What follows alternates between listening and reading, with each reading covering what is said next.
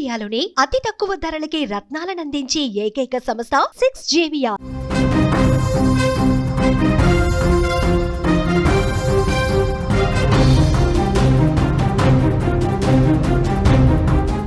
ఆంధ్రప్రదేశ్ శ్రీ సత్యసాయి జిల్లాలోని బుక్కపట్నం మండలం లింగప్పగారిపల్లెలో దారుణమైన ఘటన వెలుగు చూసింది.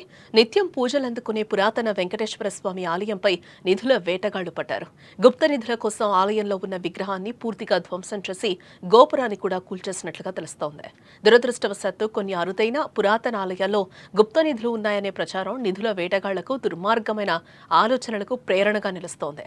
శ్రీ కృష్ణదేవరాయల కాలంలో నిర్మించిన ఈ ఆలయం కూడా అటువంటి దుర్మార్గ ఆలోచనల బారిన పడింది.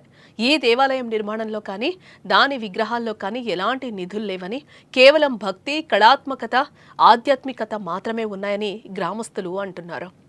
గత రాత్రి కొందరు దుండగులు ఆలయంలోకి చొరబడ్డారు. వారికి పురాతన ఆలయాలపై ఉండే నిధుల సమాచారం ఎవరో ఇచ్చారని భావిస్తున్నారు. ఆ సమాచారం ఆధారంగా గుప్త నిధుల కోసం దైవాన్ని ధ్వంసం చేయాలన్న ఆలోచనకు వచ్చారు. దీంతో విగ్రహాన్ని పూర్తిగా విరిచివేసి గోపురాన్ని కూడా కూల్చివేశారు. ఉదయం ఆలయానికి వచ్చిన గ్రామస్తులు తెరిచి ఉన్న తలుపులు చూసి అనుమానాన్ని వ్యక్తం చేశారు. లోపలికి వెళ్లి చూడగా విగ్రహం ధ్వంసమై ఉండడం చూసి తీవ్ర ఆవేదనకు గురయ్యారు. తక్షణమే పోలీసులకు సమాచారం కూడా అందించారు వారు. లింగప్పగారిపల్లి గ్రామస్తులు ఈ ఘటనపై తీవ్ర ఆగ్రహం వ్యక్తం చేస్తున్నారు. ఇటీవల కాలంలో ఇలాంటి సంఘటనలు తరచుగా జరుగుతున్నాయని, పురాతన ఆలయాలే లక్ష్యంగా ముఠాలు ఏర్పడి విధ్వంసం సృష్టిస్తున్నాయని చెప్తున్నారు. ఈ ముఠాను వెంటనే గుర్తించి కఠిన చర్యలు తీసుకోవాలని పోలీసులు ప్రభుత్వానికి విజ్ఞప్తి చేస్తున్నారు.